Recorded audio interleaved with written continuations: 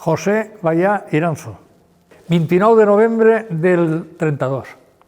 En el meu poble, que era un poble de 300 i pico d'habitants, va haver un bombardeo perquè resulta que l'esquadra que va vindre a bombardejar se va equivocar. El meu poble era Landete i a 60 quilòmetres estava el poble on anaven ells, que era Caudete, on ania per a quartel militar i tot això. I allà és on anaven. I s'equivocaren, que això se va saber molt després, i vingueren a bombardejar a Landete, el meu poble. Era tan bona l'armament d'entonces que tiraven 60 bombes i explotaven 13.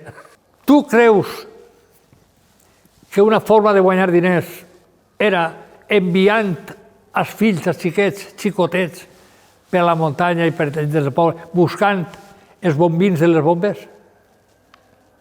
Jo tinc un cosí que li va explotar una a la mà i li volà tot això. Doncs això era normal, hi havia molta gana, i se feia el que fora. Portaves una bomba de les que no explotaven a l'Ajuntament, peseta al canto, per haver-la portat. Avui tu enviaries a un fill teu, tu me diràs. Ma abuela era l'única fornera que n'hi havia en el poble.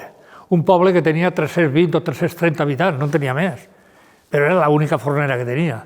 Claro, ben dit està que gràcies a ser la fornera del poble no ens faltava de res. L'abuela agarrava potser un pa o dos pans d'aquests redons de poble que se van, se n'anava a un puesto, se n'anava a un altre puesto, d'ací replegava mig conill, d'allà replegava un pollastre, barat el pa, perquè entonces el pa tampoc el tenien tots, i bueno, i passarem una època, però mal. L'abuela me donava un paell d'ous, yo, póntelo siempre, pero no lo sueltes de la mano, no se te rompan. Vale. Aplegava a la botiga 2 ous, un paell d'espardenyes.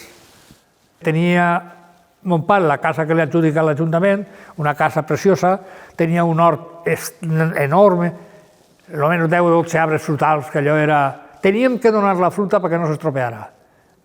I venen los soldados, que diu aquell, vienen los soldados, venen allí el que portava les estreles i tot això, i a veure, venimos a ver la casa. I mon pare diu, pues, contra las fuerzas armadas, ¿quién va a discutir? Entren, veuen-la.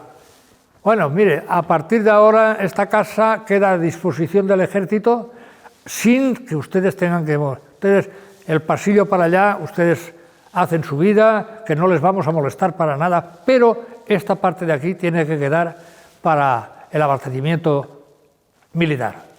Bueno, dalt la cambra, tot el que era la casa, dalt era una cambra. Què fan? Ho destinen per a depòsit militar. Al comencen a descarregar allí fusils, ametralladores, tot. I omplin tot lo de dalt, tot d'armament.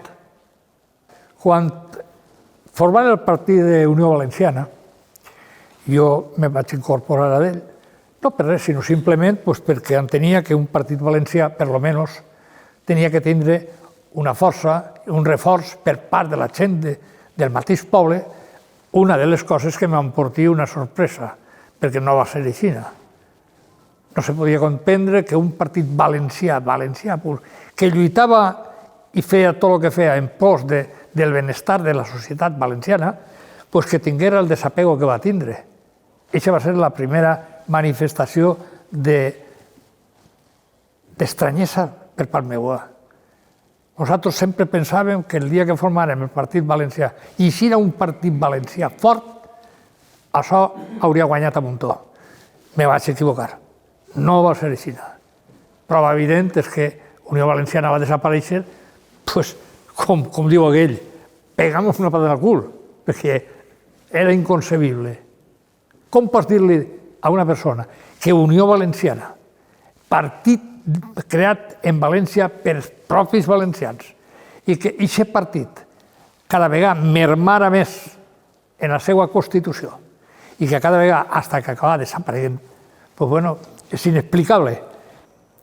A mi, on jo treballava, ja me digueren que tu estàs així per a treballar, no per a fer política. Quan ens deixaren caure una bandera des de dalt de l'últim pis de la finca ixa de l'avinguda. Te recordes?